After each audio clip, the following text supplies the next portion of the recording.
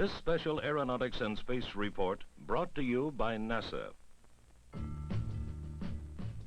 Mariner maps entire Martian surface. Pioneer halfway to Jupiter. Surveying our Earth's resources. New advances in aeronautics. And the last two Apollo flights to the moon. 1972, a year of significant achievement. These are the highlights.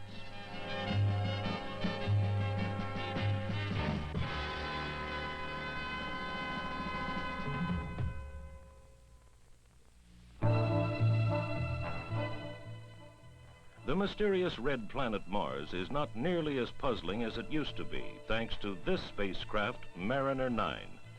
Mariner 9 orbited Mars continuously for more than half a Martian year, probing, sensing, and photographing as the seasons changed below. These are some of the things we've learned. Mars has been geologically active with volcanic mountains. There are indications that free-flowing water may have existed sometime in past Martian history. Observed from above were huge impact craters and wind-blown dunes. The more than 7,000 pictures returned by Mariner have enabled scientists to map the entire Martian surface and pinpoint landing sites for the unmanned Vikings scheduled to soft land there in 1976. Jupiter, 1,000 times larger than Earth, distinguished by glowing yellow-orange and blue-gray stripes. It appears to have its own internal energy source and is so massive that it is almost a small star. We launched a spacecraft toward Jupiter. Called Pioneer 10, it's still 250 million miles away from this largest planet in our solar system. As it flies by Jupiter in late 1973, its cameras and sensors will return the first pictures and data ever recorded at such a close range. This is what the orbiting astronomical observatory named Copernicus looked like before it was launched last August. Equipped with sensitive precision instruments, including a 32-inch diameter telescope, this heaviest of our unmanned spacecraft is studying stars and galaxies to gain a better understanding of how they evolve and eventually die. Now in orbit above the Earth's distorting atmosphere, Copernicus has a clear view of the stars and is returning important new information to astronomers every day. In cooperation with the Italian government, NASA orbited another in the Explorer series of spacecraft. The small astronomy satellite was launched from a platform in the Indian Ocean to study Earth-Sun interactions and especially search for gamma-ray sources. "84 sounding rockets were launched from NASA's Wallops Island Station in Virginia and other sites with payloads to study phenomena affecting the Earth's atmosphere. These small, relatively inexpensive rockets are telling us a lot about near-Earth space below the region where satellites orbit. A comprehensive program to study and make better use of our Earth's resources is in full swing. High-altitude planes and the new Earth Resources Technology satellite are returning thousands of high-quality pictures of the Earth. As a result, scientists hope to better understand our planet, its forests, crops, geology, and pollution. A new Nimbus research and development weather satellite is taking the first vertical temperature readings from space through clouds. It is also monitoring a mysterious disappearing current off the west coast of South America and thermally mapping the Earth's surface so geologists can better understand what's happening below the crust.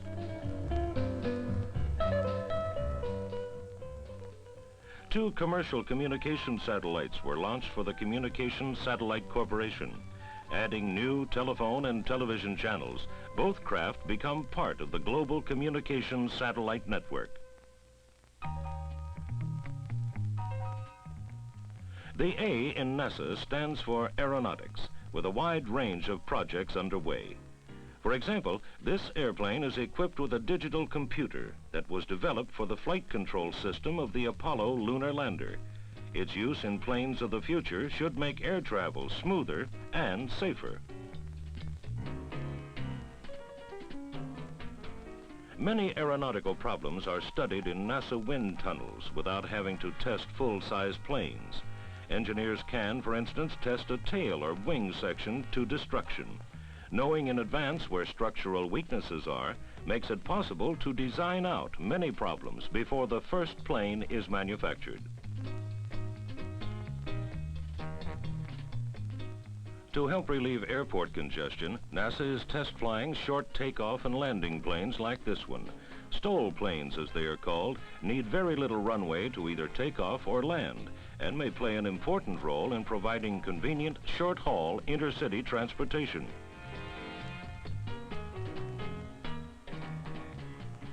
Research is continuing to make presently operating commercial jet aircraft engines quieter and also to develop the technology for a new, quieter engine. Less noisy takeoff and landing procedures are another area of study. Much of this work is being done by NASA's Lewis Research Center in Cleveland and the Ames Research Center near San Francisco. 14 times the wingless M2 lifting body was dropped over a dry lake desert near the Flight Research Center in California. Craft like the M2 are forerunners of the reusable space shuttle that will fly a space mission, then return to Earth, landing like an airplane.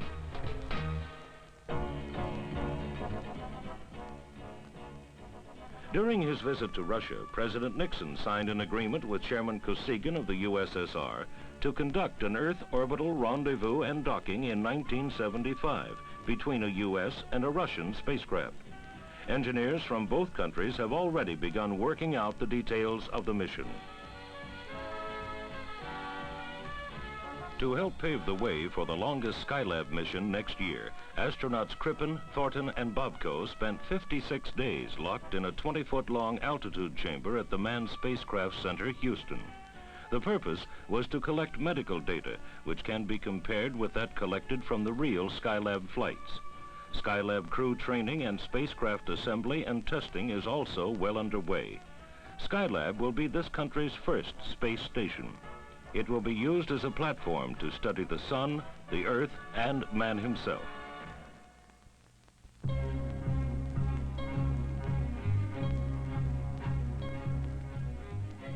Apollo 16, with astronauts Young, Mattingly, and Duke, and Apollo 17 with astronauts Cernan, Evans, and Schmidt, marked the 5th and 6th times Americans landed on the moon.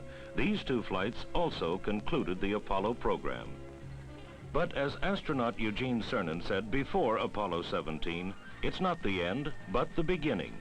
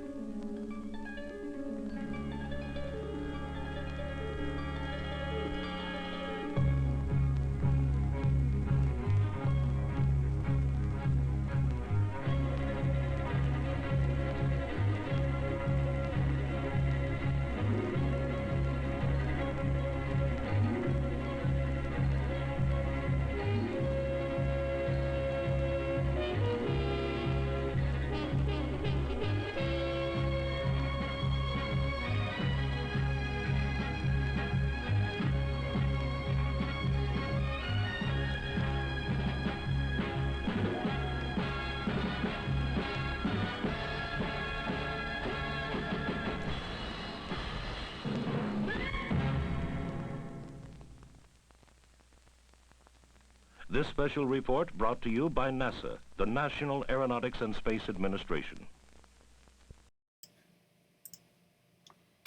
Hello everybody, I'm Skip Alsheimer of AV Geeks. Welcome to another lunch streaming event. We are well into our 8th week of doing this. Thanks for showing up and eating some food and watching some films. So a short little story. That last film was part of my collection, 1972 NASA Highlights. There is it's ASR, Aeronautics Space Report. Every year, NASA would do that, and they've been doing that since the 50s, and so this was, I think, 1972's version of that. So this would be something that would be sent out for the general public to consume. I have a little bit of a history with NASA. At one point in my life, I was tapped to help digitize all of NASA's film and video. That project imploded. It did not happen. But I went to a couple of space centers. I talked to people. I went to Langley, which is in Virginia, near Norfolk. I went to Goddard, which is in Maryland. I went to the headquarters. And I was going to go to the other ones, and we ran out of money. But I did get a bunch of stuff sent to me from the John Glenn Space Center, like 600 videotapes, which I digitized. I also scanned a bunch of films from a local alumnus of NC State who actually did PR for NASA, one of the space centers, and ended up digitizing probably 100 films for them. So I had a lot of NASA material. So if you're interested, we could start adding some NASA material to the mix, even stuff that was video originating, because there's some interesting stuff that kind of came out over the years. I'm a real NASA head. This project I was planning on spending 5 years, just completely just traveling the United States and going to all the space centers, and this was my only attempt of being even close to being an astronaut, is to look at all this material. And there's so much material. It's outrageous how much material there is. But, and even stuff that will never make it to the National Archives. Even at Langley, there was stuff that was very old, because Langley existed before NASA existed, back when it was just aviation research. And so there was footage there of early aviation experiments. And Langley also is supposedly the only NASA base that has a bar. And I never got a chance to go to that bar. I really wanted to. Anyhow, maybe at one point I'll be able to do that. Have a mixed selection of stuff to show today.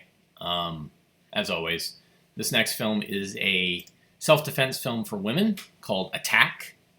And what's fascinating about this is, not making light of the fact that women get attacked, but the fact that this woman, showing the different techniques, her victim or the person that her attacker is being attacked, and you can kind of see him kind of giggle a little bit during this.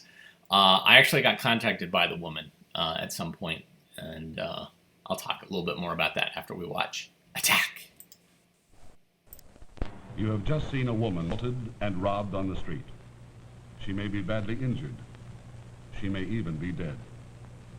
These attacks occur dozens of times each day on the streets of America. Results are injury, rape, or murder. The least consequence of such attack is loss of personal property. But that is serious enough. Some attacks on women are so surprising, so brutal, so suddenly complete that nothing can be done at the time. But many attacks on women can be repulsed if only the victim knows one or two simple means to defend herself. During the following minutes, we intend to look at the problem of attacks on lone women and a few of the ways to defend oneself. As the International Association of Chiefs of Police and the Taft Broadcasting Company show how women can defend themselves from attack.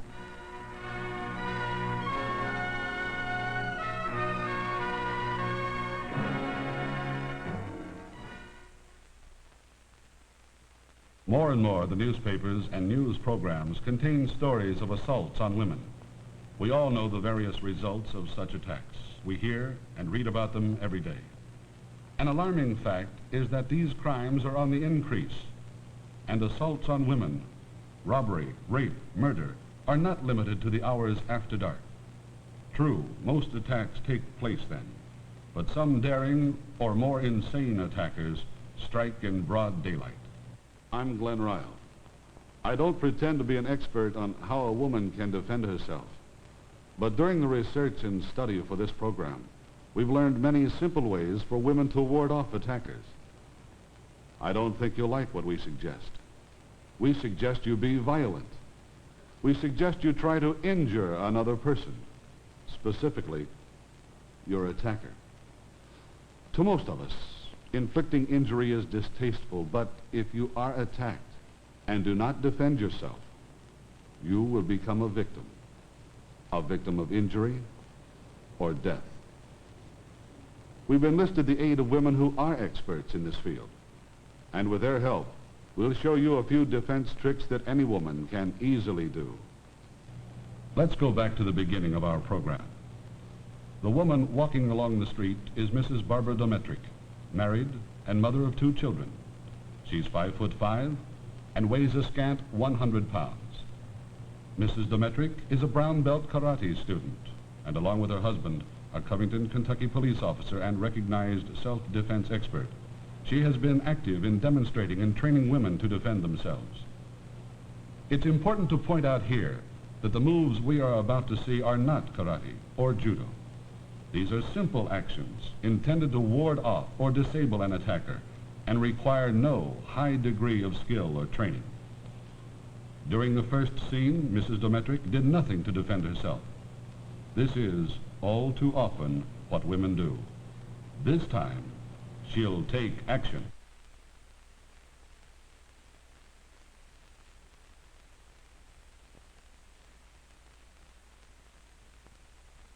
That's much different than the first time. Let's see it once more and have Barbara tell us what she's doing. When the man grabs me from behind, I kick back with my foot to his leg, then down, trying to rake his shin with my shoe or heel. By pushing down hard, his leg will guide my foot directly to his instep, and whether the heel is spike or flat, a hard blow to the instep will almost always force a man to let go. When he does let go, I can run or scream or hit him with something. A purse is very good for this. A large woman's purse is usually quite heavy, and a good roundhouse blow with one will knock down most men. That's an easy but effective action to take against assault. Don't practice it on your husband, but keep it in mind. And above all, don't forget the scream. The one thing that most sneak attackers want is silence. A good, long, ear-piercing scream will frighten many away. Now, there are other ways to fight an attack from behind. A sharp jab with the elbow is painful and causes an involuntary reaction on the part of the one who receives it. The main trouble women have when they try some physical action is that they don't put enough into it. With the elbow jab, put every ounce of weight and bit of muscle you can muster behind it. Make the blow quick and hard, and as often as not, you'll break some ribs. That really puts a man out of action. Then scream for help and run. Barbara says a woman should scream if she's attacked. We can't put too much emphasis on this one simple defense. Scream, scream, scream. It might bring help, and help for you puts an end to your attacker. Every human being has a number of vulnerable areas. One of the tenderest is the eyes. Now, you may think you couldn't intentionally try to harm someone's eyes, but remember, you may be fighting for your life. And anything goes when your life is at stake. Whenever anybody comes at you from behind, it's always best if you can turn to meet him face to face. From the front, it's very hard for a man to get his hand over your mouth. You can scream, and you're in position to use your best natural woman's weapon, the fingernails. That catty expression, "I'll scratch your eyes out," should be literally true in this situation. Use those fingernails and go for the eyes. Scratch and dig in hard. Scratch and scream. Two natural actions for women. Unfortunately, far too few women do either when they're molested or attacked. Now, the scratching takes a little effort, but what about the scream? What if the man has his hand over your mouth? Bite. That's the best. Bite just as hard as you can. The thought of it may bring a smile to some lips, but I guarantee the man you bite won't think it's funny. If you bite hard, he'll pull his hand away. Then you can scream as loud and as long as you wish. We've been discussing ways to ward off an attack if one occurs. The best thing, of course, is to never be attacked. The answer to that is easy. Never go anyplace. At least, never go anyplace alone. Whenever possible, travel with a friend, even if it's a trip of only a few blocks to the grocery. Now, this is especially true at night. Practically never will two women be attacked by a lone man. If you must go out alone at night, try to be prepared. Avoid dark streets, even if it takes you some distance out of your way. If you're in a car, keep the windows up and the doors locked. And don't park in some out-of-the-way dark place. You still have to get to and from your car. In strange or rough neighborhoods, equip yourself with some weapon that you can use if you are assaulted. A weapon in the hand that might be seen by some would-be attacker will often scare him off. He knows you're prepared. You'll be harder to surprise, and surprise is one of his weapons. When it comes to weapons, just look in your purse. The average woman's purse is full of good tools for fighting off an attacker. First and foremost, a nail file. Sharp and strong, it can be used like a knife. A jab or two with this is not only painful, but can be disabling. A lipstick. Grind it into his eyes. A comb. Raked across the eyes or nose, it acts like a saw. A pencil. Or a pen. Anything with a sharp point that you can poke or jab with. Or you might even want to prepare an envelope of cayenne pepper. Thrown in the eyes, it burns and causes temporary blindness. Remembering any of these things might save your life.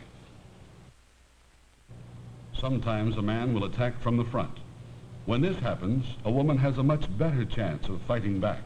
If someone grabs you from the front, get your hands and arms up.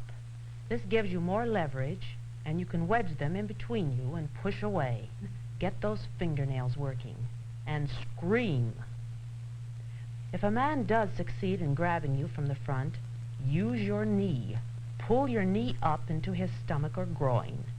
Use all the force you can gather.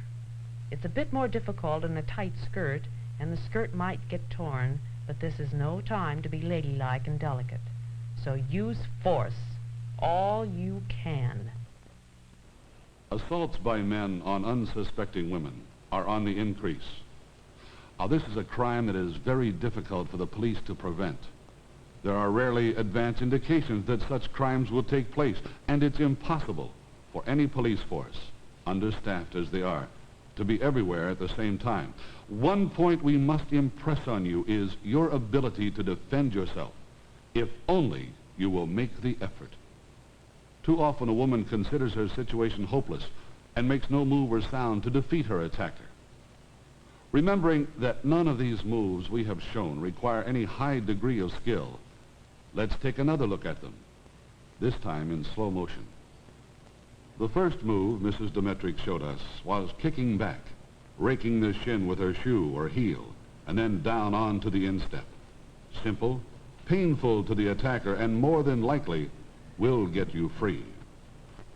The second was the elbow jab. Don't forget Barbara's advice about put everything you had into any action. Make the blow quick and sharp. You'll probably break a few of the man's ribs. That may not sound nice, but it's all the better for you. She advises you to turn and face your attacker. A twisting motion is hard to stop, and when you're face to face with a man, you're in position to use that natural woman's weapon, the fingernails. Scratch and dig in hard. And don't forget to scream. Scratch and scream. If his hand goes over your mouth, bite just as hard as you can. We showed you some weapons. Weapons that can be found in the purse of most women. The nail file. Use it like a knife to stab with. A pencil or a pen. Anything with a sharp point. Use it the same way. A comb raked across the eyes, or an envelope of pepper to throw in his eyes. Any of these things might save your life. Finally, Mrs. Demetric demonstrated a knee in the groin. This is especially disabling to a man. And once again, be violent. Use all the force you can muster.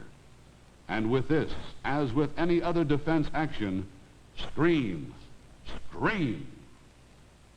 Any or all of these actions may be unpleasant to you because they inflict harm to another. But in cases of attack, there is no action too violent for a woman to use in defense. We must repeat, women, you can defend yourselves. If nothing else, you can scream.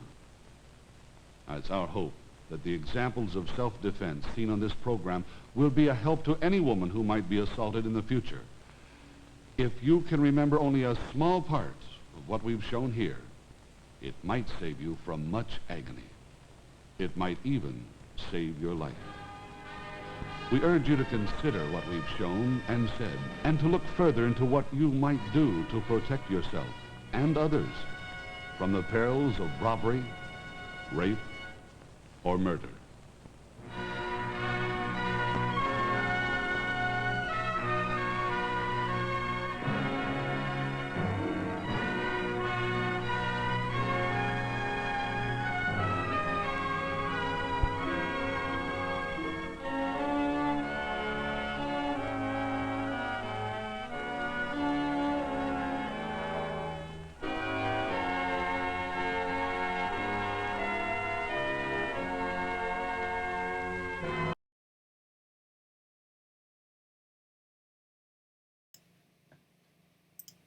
So friends of mine actually sampled that for their band. They had a song called Scratch and Scream. And so every time I hear those samples, it kind of makes the hairs in the back of my neck stick up. So anyways, I got an email back in 2014 from somebody who was like, where did you get this film? I'm interested in it because I know the people in it. And I was like, oh, tell me more. So he basically said that it was hosted by WKRC in Cincinnati, who did it because in the mid-'60s, a rapist was loose in Cincinnati.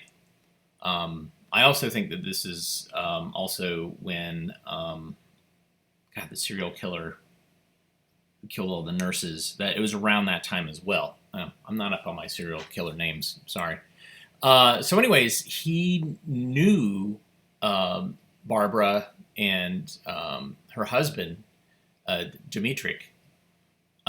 They actually had a karate studio in Covington, which is right across the border from Cincinnati, which is still in operation. And so I posted on the comments in YouTube and Facebook a link to a photo of both Barbara and her husband circa the 2000s.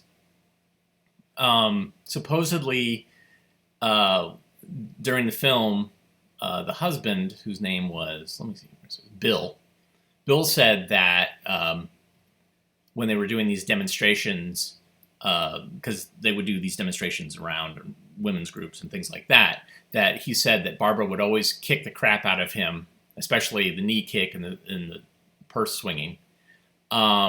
The guy who wrote me had started taking karate in 1972 from Bill.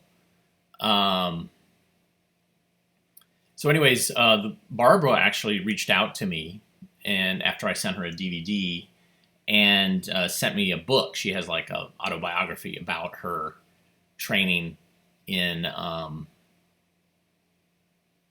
whole experience with karate, because they supposedly had a specific school of karate that they brought from Japan that they were practicing and training.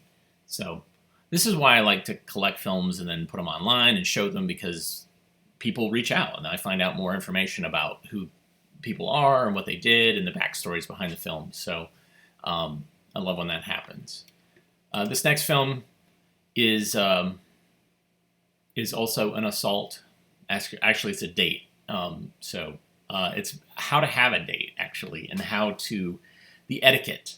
There's a couple of films that I have that talk about dining etiquette, and it's almost always aimed towards women, girls, and how to go to a restaurant. But also guys are involved in it as well, trying to teach manners. You think about dating now, dating recently, it's not really about manners. So here is Date for Dinner. Enjoy.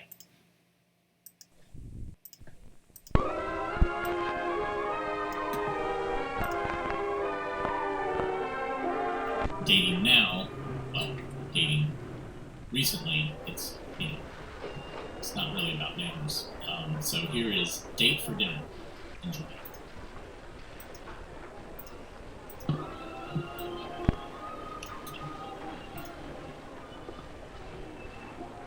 Dating now, dating recently, it's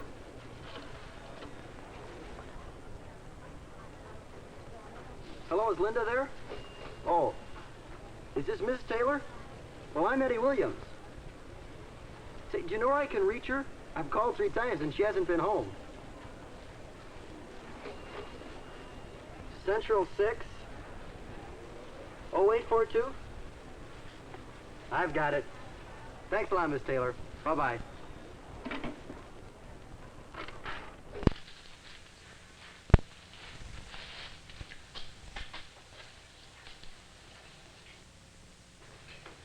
So, Kathy, I told Mom, if he isn't going to tell her who he is, I'm certainly not going to wait for whoever he is to call again. Hello? Hello? Oh, hi, Linda. This is Eddie Williams. Boy, are you hard to get a hold of. Called you 3 times last week. I didn't know you were calling. You never left your name. Oh, I'm sorry. I wanted to know if you'd like to go out to dinner with me Saturday. Saturday? This Saturday? Well, yeah, that is if you're not busy. We could make it some other time. Oh, no, I'm not busy. I'd love to go. Swell. Pick you up about 7 then? I'll be ready. Fine. Goodbye. Bye.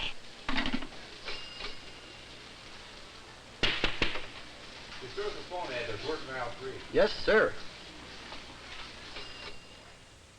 But I've never been out on a dinner date before. I'm just scared to death. Why? You know, check rooms and waitresses and ordering, and it's so complicated. I just know I'll do everything wrong, and Eddie will never ask me to go in. Silly. There's nothing to going out for dinner. Not for you. If I had an aunt who owned I'd know how to act, too. Linda, the restaurant's closed on Mondays. I'll ask Aunt Kate over tonight, and we'll ask her about all these things that are bothering you.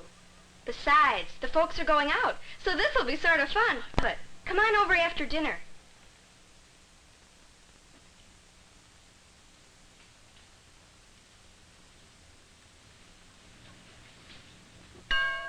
I'll get it.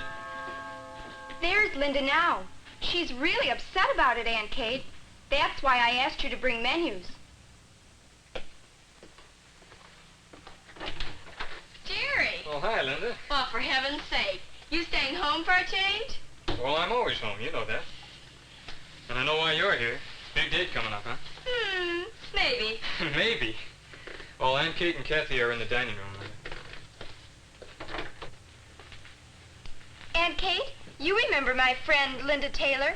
Why, yes, how do you do, Linda? I'm happy to see you. Thank you, Mrs. Jefferson. It's nice to see you again. I understand you have a big date Saturday. Yes, I do. And Kathy tells me you're a little upset. Well... Oh, Linda, there's really no need to be upset over how you should act. May I ask you something? Sure, Mrs. Jefferson. Were you self-conscious when Jerry helped you with your coat? Golly, no. He always does, when he's here. And because you're comfortable with him, you're not self-conscious. Isn't that right? Well, it threw me the first time he did it. Really, Jerry. Go on, Mrs. Jefferson. Well, there's the secret right there, Linda. The more often you do something, the easier it is. Now, what we're going to do is practice right here with you, Kathy, and Jerry. First, we'll set the table. I'll need your help, Kathy. You get the placemats. And Jerry, you get the menus. They're in the living room.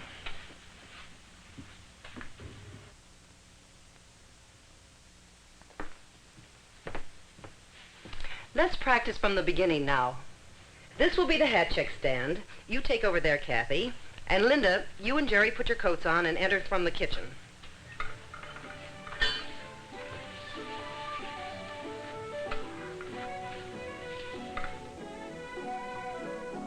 The gentleman holds the door for the girl and lets her precede him into the restaurant.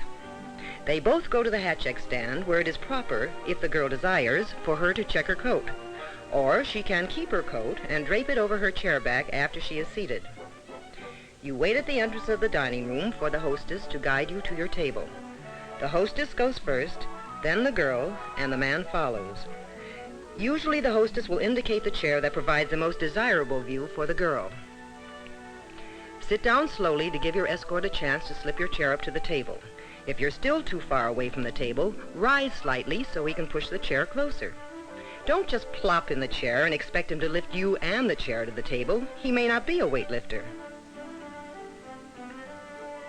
A restaurant will provide more silver than you usually find on your dinner table at home, and it's placed so you more or less work from the outside in toward your plate as the courses are served. There is usually a soup spoon, a coffee spoon, and a dessert spoon. Then a butter knife and knife to cut your meat. Now on the other side you have your salad fork and your regular fork. Naturally you will carry a small purse that rests easily in your lap because you never put your purse on the table. You immediately unfold your table napkin, not all the way, just halfway so the fold is toward you. Then look at the menu. You will have ample time to study the menu, and you may ask about any dish that has a name you... Menus are nothing to be confused about once you become familiar with them. Notice that there are two price lists, one for a la carte and one for table d'hôte, which is the complete dinner. The left side items, which means you receive only the entree portion of the table d'hôte. The entree is the main course, and a la carte includes only the main course, potatoes, salad, bread and butter, and sometimes a vegetable. If you order a la carte, the appetizer, coffee, and dessert cost extra. The right side of the menu is for the table d'hôte. This costs more. You will usually find several appetizers listed to choose from. Some of them you drink. Others will be served with their own spoons or cocktail forks with which to eat them. If there is no price beside it, that means the appetizer is included with the price of the dinner, and you choose only one. If you choose one that has a price beside it, the cost of it will be added even to a complete dinner. After the appetizer, the waitress will bring soup. Soup du jour, translated literally, means soup of the day. And it's perfectly all right to ask, what is the soup du jour? You might not want to order soup if it's a kind you don't care for. After choosing your entree or meat course, you will have a choice of salad dressings. So make up your mind whether you want French, oil and vinegar, garlic, or Roquefort. Avoid using a knife to cut your salad. It's preferable to use a fork. You also have a choice of vegetables. And you will be asked how you want your potatoes. Usually baked, whipped, French fried, or cottage fried. You cut one bite-sized portion of meat and finish eating it before cutting more. If there is gravy left and you would like to eat it, you may do so by putting a small piece of bread down on the gravy and then eating it with your fork. as if it were any other helping on your plate. Most people prefer to wait and have coffee with their dessert. When you've stirred the sugar and cream into your coffee, be sure to put the spoon on the saucer. It's bad manners to leave your spoon in the cup. The same rule applies after you have finished your dessert, if it is the kind served in a sherbet dish, which has its own serving plate, like ice cream, fruit, or gelatin. Your escort will give your order to the waitress, and a well-trained waitress seldom if ever asks the girl a direct question. If she should, however, common courtesy demands that you answer her. You wanted oil and vinegar dressing on your salad? Yes. Our oil and vinegar has a little garlic in it. Will that be all right? Oh, well, I'll have the French dressing then. 2 with French dressing. After the waitress takes your order, she leaves. In the meantime, you might like to have one of the rolls the waitress or busboy brought when you first sat down. Always break off a small portion of the roll. Butter and eat that before breaking off more. You never cut a roll with your knife. And if an accident occurs, it's not the end of the world. Anyone can have this happen. If you drop something, you just leave the item on the floor and let one of the restaurant employees pick it up later. In the meantime, your escort will wait until your waitress is within easy hearing distance to say, Waitress, Yes, sir? we dropped a fork here. Could we have another one, please? Of course, sir. At no time does he raise his voice nor tap a glass with silverware to attract her attention. If he can't locate the waitress, the hostess will notice and come to help. When you've finished your meal, you may blot your lips lightly with your napkin. Avoid staining the table napkin with lipstick. Do not refold the napkin. Simply place it unfolded beside your plate. Although a minimum of makeup repair is permitted at the table, your date probably would prefer to confine all face fixing to the powder room, in which case you say, Will you excuse me, please? Sure.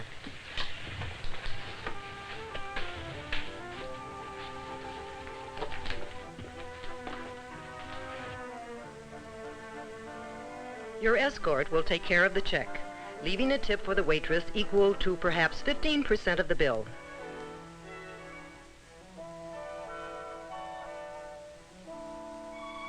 He does not tip the hat check girl until you retrieve your coats.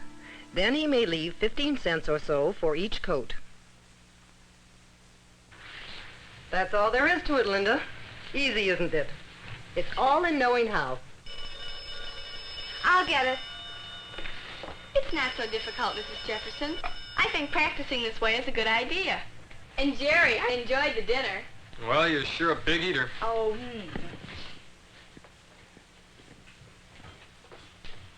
The phone call's for you, Linda. Me? Thank you. Excuse me? Okay, sis, give me back my quarters. Hello? Eddie, how did you know I was home? Oh, well, wherever you want to go is all right with me. Oh, golly, I'd love to go. I'll be ready. Goodbye.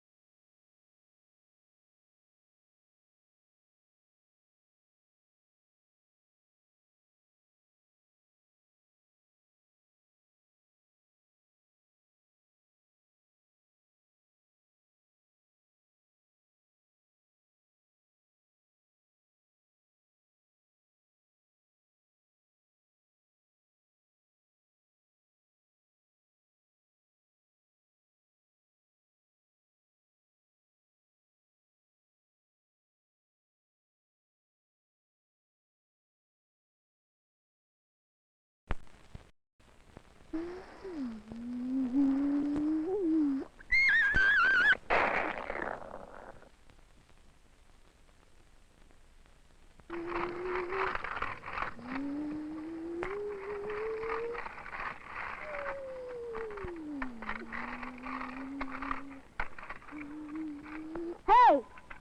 You're my car. Let's go. Come back with my car.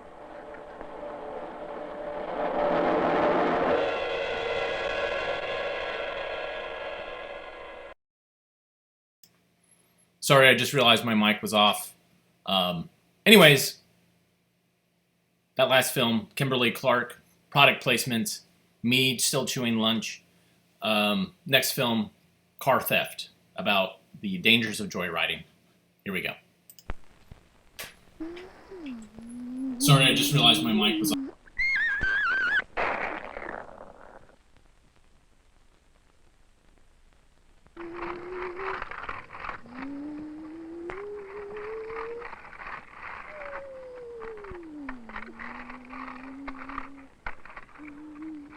Hey!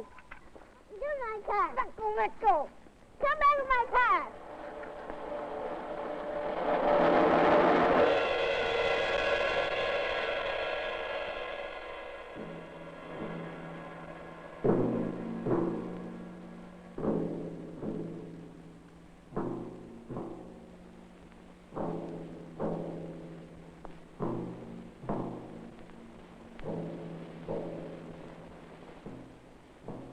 It's a day in summer. You know, one of those lazy, ordinary days where nothing much happens except the ordinary things that happen every day. At least that's the way this day started out. 2 kids playing in the park, and there were these 3 guys watching them. The one with the car is Eddie. This is Joe. And the studious guy with the magazine is Mike. Like I say, it was an ordinary kind of pleasant summer's day. Of course, it was a work day for some people. Take a good look at this woman. What would you say? Typical American housewife? The kind with no help and a house full of kids? I guess so. By the end of the day, she won't seem so typical. In a little while, you'll see why. Here's her youngest. Her name is Shirley. Shirley's just had a birthday. And this is her very favorite birthday toy. I ask you to take a long look at Shirley, too. This is going to be a big day for Shirley. A very big day. But she doesn't know that yet.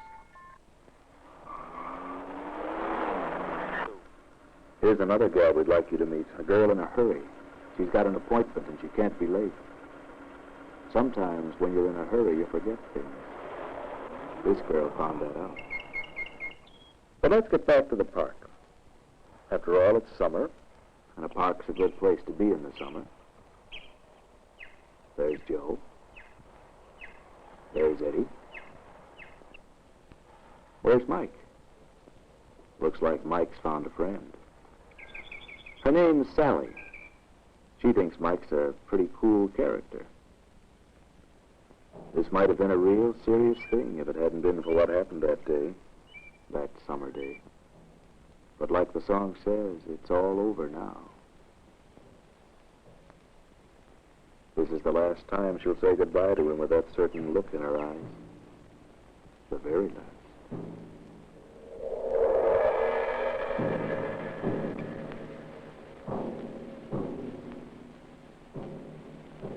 So here we are. Nothing to do, no place to go. Just hanging around, waiting for something to happen.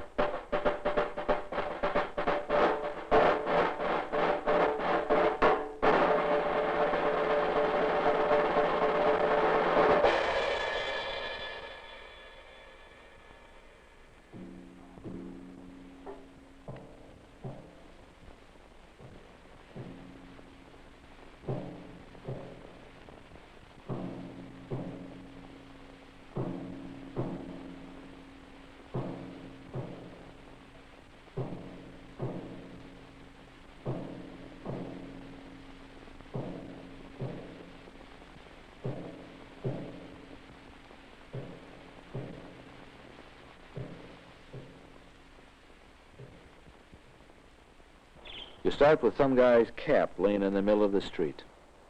You know, finders, keepers, losers, weepers. You horse around and you have a couple of laughs. Anything to fill up time. Because time is what there's plenty of in the park in the summertime.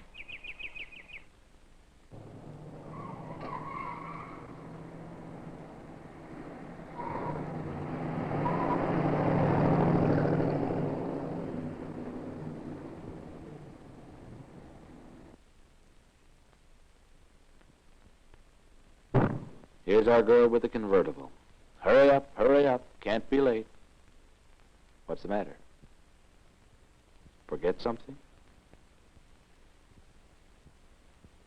Well, what difference does it make? She'll only be gone a minute. Quiet now. This is where it begins. This is the point of no return. After this bit, you don't go back anymore.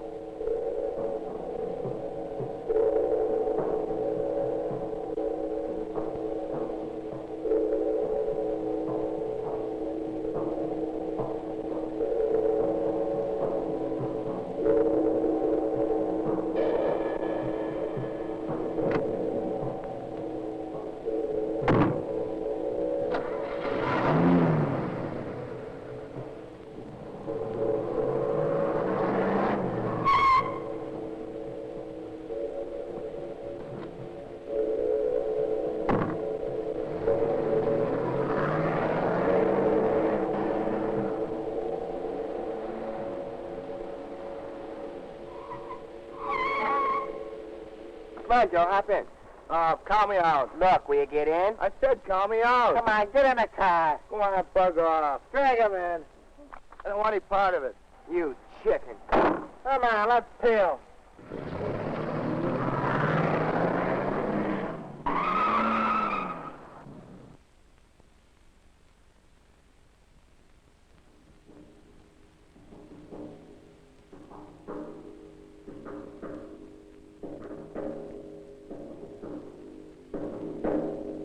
This is a moment of decision for Joe. What do you think he ought to do? What do you think he will do?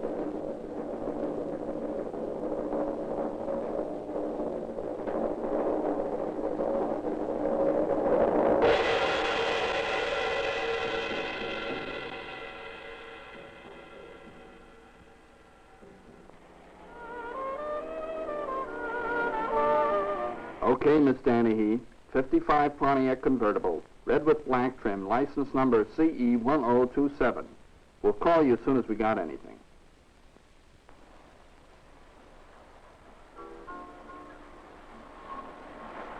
Hi, Sally, how about a ride? Hey, Sally. Gee, where'd you get the nice car? This is great. That's my brother-in-law. Sally doesn't know it yet, but if she gets into that car, she's letting herself in for an awfully bum rap. If Mike and Eddie get caught, it's going to be up to her to prove she didn't know the car was stolen. Otherwise...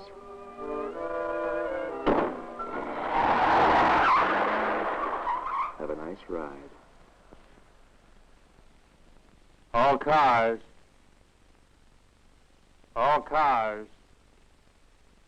Stolen car. Black and red 55 Pontiac convertible. License number C. Charles, E. Edward, 1027. Car stolen during the past 10 minutes from the Albright Art Gallery. All cars. Stolen car. Black and red 55 Pontiac convertible. License number C. Charles, E. Edward, 1027. Car stolen during the last 10 minutes from the Albright Art Gallery. There goes that black and red convertible.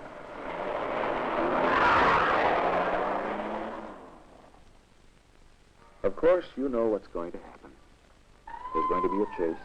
The joyriders are going to get caught, and somebody's going to get in trouble. I wish that were all there was to this story. I wish it could end right now. But it can't. There was somebody else involved. This woman. and this little girl. This is the street they live on. It's a quiet street, part residential, part business. Shirley's mother and dad would like to move out to where there's more living space and fewer trucks. In a year, they figure they can swing it. Who knows? Maybe they can. Maybe they'll still want to. On this day, this summer day, Shirley and her friends were having a dress-up parade. A few blocks away, Black and red 55 convertible. License number C. Charles E. Edward 1027. Now headed north on Elmwood Avenue near Hinman. Car number 5 is in pursuit. this is where it's going to happen. Down below us is a parked car. Across the street, a factory building. Coming toward us, Shirley and the dress-up parade. At one end of the street, this. At the other end, this. Now watch.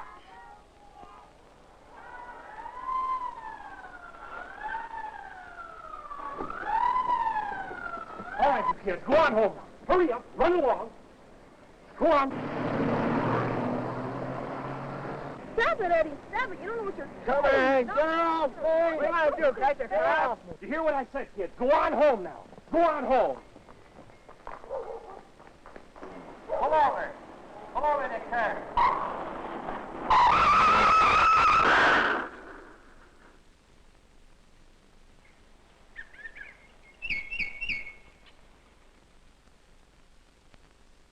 Mrs. Jackson?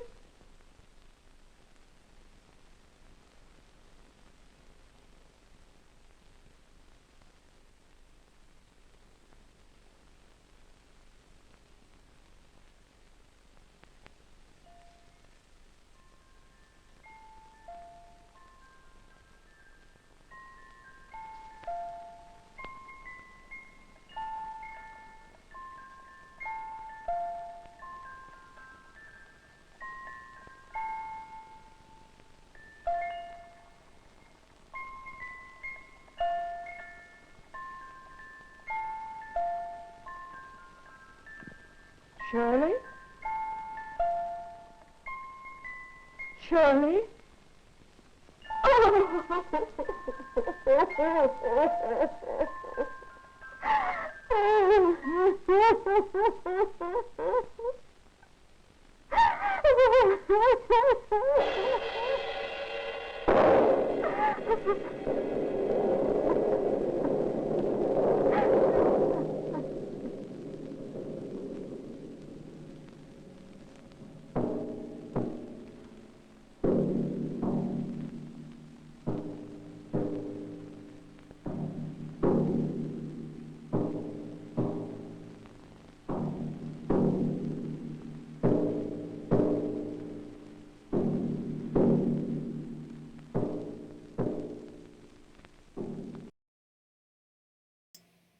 So good. Wow. Super melodramatic. Big fan of that. Obviously not a big fan of a little girl being killed by a stolen car, but just the high drama in this and how well it was composed, and just the little kids running up to the mother who's putting clothes on the clothesline and her realizing something is wrong, and just, yeah, super amazing. Obviously this was created to perhaps show the dangers of joyriding, but I don't know if it would have been shown to teens or as much to just civic leaders and people in general, because there's a couple of messages here. One message is don't leave your keys in your car, and we see the woman going like, oh, where's my keys? And I think we even see like a bumper sticker that says, about locking up your car. So I feel like that's an easier population to address, is and also it's tugging at the the heartstrings of parents who, would have a kid that could potentially be at risk. It's harder. Teenagers are such a hard audience. They are invincible. And any super over-the-top message like this, they just kind of tune out. So that's my take is why they made this film, is that this was actually aimed towards adults who had the cars. So this next film, I love this film because I saw it a long time ago and eventually found a copy. But it's always my idea that some science experiments are actually just practical jokes. And so this is a wonderful film called Living in a Reverse World, which basically shows what happens if somebody wears glasses that reverses everything, and talks about the brains coping with that. But also, it's just, they mess with this guy so bad. So here's Living in a Reverse World.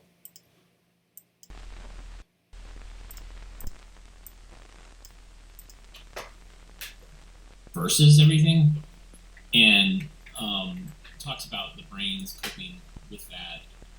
But also, it's just, they mess with this guy so bad. So here's Living in a Reverse World.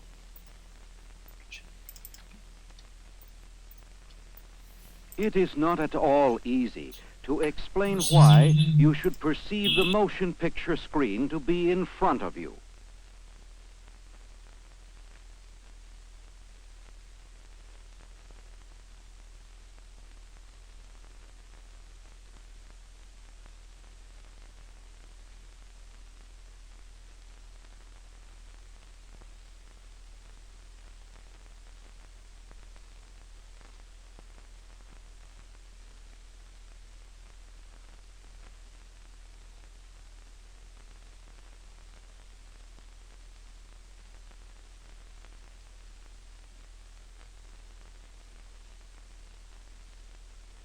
Images, nothing but images, are given to us by the eye. No one can tell from an image where the thing is. If I look at you through a tube this way, and then again this way, the picture in my eye is the same. Nevertheless, this way I see you in front of me, and this way on my right. How is this possible? Because I feel at once the different positions of my head and eyes in relation to the rest of my body. What we take to be seeing really depends on another sense, the body sense, or touch.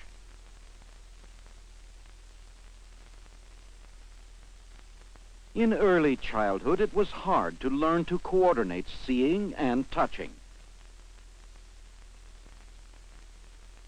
They cooperate with one another if one is not light-headed, but a few drinks are all that is needed to break up the proper coordination of feeling and seeing. The simplest way to break up the cooperation of seeing and touching is a mirror. Looking into a mirror, one sees in front what is really behind, and therefore one reaches in the wrong direction. But the sensation of touch produces a kind of reversal of seeing. Here is a wet sponge slapped on his back. Now he feels as if he had eyes in the back of his head. It is similar when you feel things in this way. In this case, the fingers, the sense organs, are in front of you, but nevertheless the touched object is immediately perceived as behind.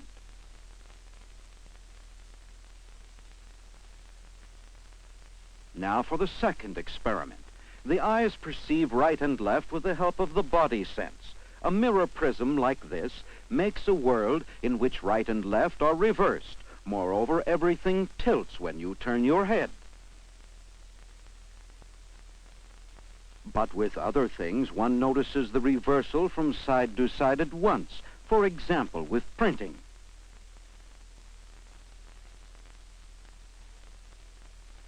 Are you prepared to wear these right-left reversing spectacles for several weeks without interruption? From now on, never go without this device. It looks so without the spectacles. But with the spectacles, the cactus appears to be on the other side. Ouch!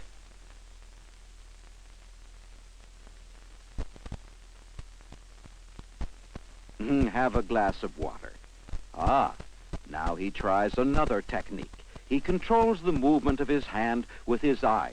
This is probably the solution. Aha, he knows how to drink. For this, the spectacles do not give him any trouble. But he must see the table on the wrong side. No matter. Next, this problem. Draw a line to number 2 and then to number 3. Above and below is easy, as you would expect. But when it comes to right and left, everything is badly mixed up. In a parallel experiment, a hen can be made to wear the spectacles. She cannot catch the pictures of things.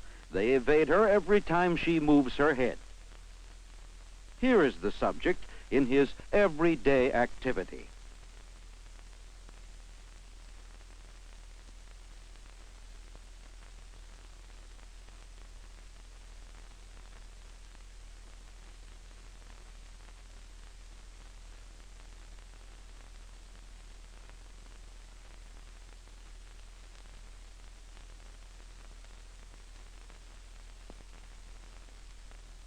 But he does not give up. From the very beginning, he tries to practice. One has to learn to see the hand where one feels it, and also the whole body as represented by a shadow image.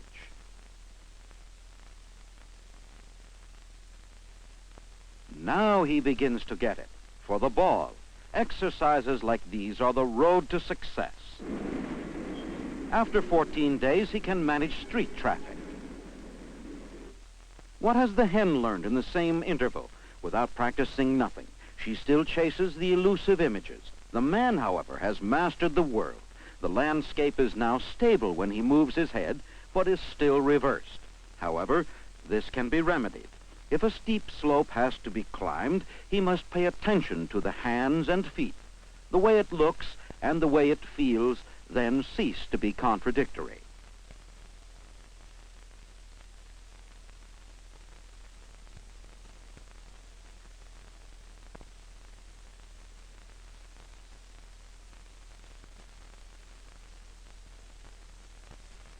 But letters and words still remain unfamiliar.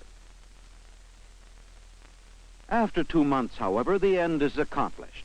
Observe that he now can see things perfectly correctly. Now let us discover how things look to this man when the spectacles are removed. Which of the two figures corresponds to the arm movement?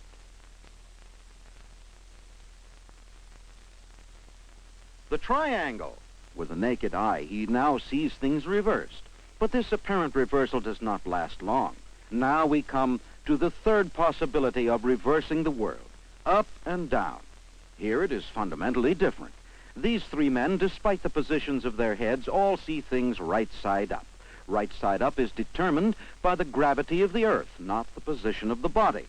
But this changes if a mirror device is worn, which reverses the direction of up and down.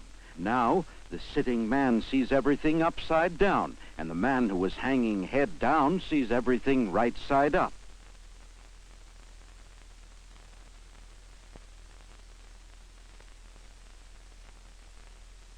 What will a man do if he has to fence in this situation?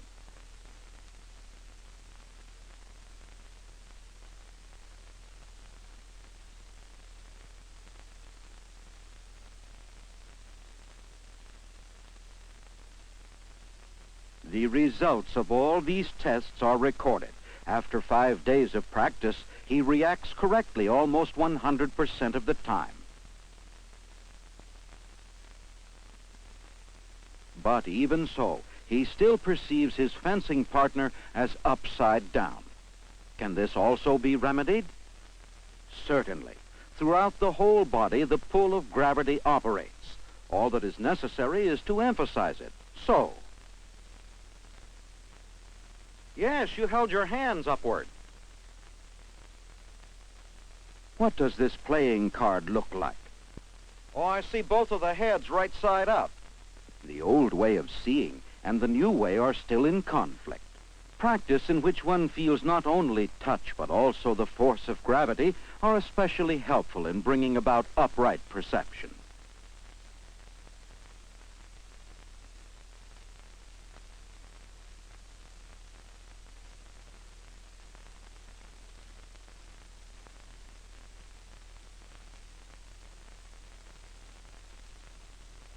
Now, we make a test to find out whether he sees correct. Please read. Number 1 is an M and 2 is a W. Oh, think of gravity. Oh, no. 1's a W and 2's an M. After another week, when correct perceiving has been achieved, he is ready for the end of the experiment. The mirror is secretly removed from the device. The eyes are free. And now for the big test.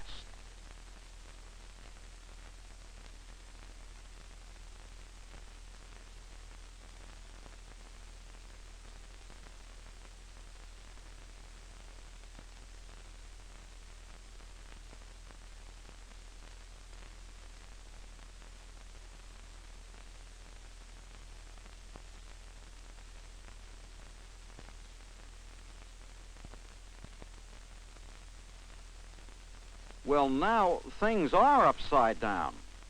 This is a room which is really upside down, including the furnishings. He had learned to see it right side up. He has learned to live in a topsy-turvy world.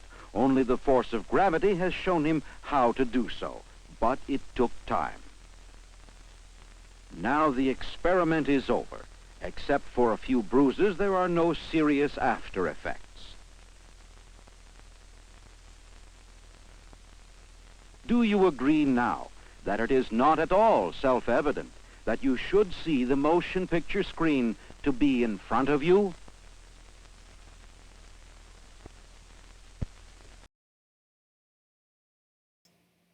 What a great film. I have another version of this experiment. Might actually have two versions of it. One done by Dr. Irwin Moon of the Moody Institute of Science, owned by the Moody Bible Institute, where he does it. He wears the glasses. Maybe it's in it could be in one of the Bell Science series. The weird thing about the film we just saw is it was printed backwards. So basically they got the silent footage, and then somebody, either as a joke or just didn't realize, printed it backwards when they added the sound. The sound was a separate thing. So they took raw footage from this, in Vienna, and they added a soundtrack in the United States, an English soundtrack that kind of explained what was happening. But they messed with that guy so much. I mean, the idea of doing the test of here, have this water, which is obviously beer. So you have a glass of beer, and he reaches for it, and what's the other thing? It's a cactus. And then they give him the beer, then he drops it. They show him falling down. I mean, it's totally played for laughs here. And then, when he takes his glasses off, they totally mess with him by having an upside-down room. It's so great. Love that film. I mean, it has some science concepts in it that are fascinating, but yeah, it's totally played for laughs. Some of the best experiments are actually jokes, practical jokes. Thanks everybody for tuning in today. I apologize for the not turning the mic off. That was a problem. The UI on this software I'm using isn't always the easiest, and I think that I'm clicking, but I'm actually clicking something else. So I have to work on that. For tomorrow, practice makes perfect. I mean, I've only been doing this for 8 weeks, so. But thanks again for tuning in. Really love your comments. Love seeing you guys. I like hanging out. We were hanging out here. Not physically, but, across all the digital divide, we are hanging out. If you like what you saw, avgeeks.com has more stuff. You can also donate at Patreon. Yeah, I just got a big payment on Patreon, so thank you so much. That is paying for some, like I said, some routers and some better Wi-Fi for the house as we are streaming. Just as a reminder, on Friday we're going to have Mark Quigley from UCLA, from their film department, and he's going to pull and talk about some of his favorite films or films that affected him as a kid. And that's always a lot of fun. He's a really great guy. I'm excited to see him. We usually see each other at conferences, so it'll be good to see him.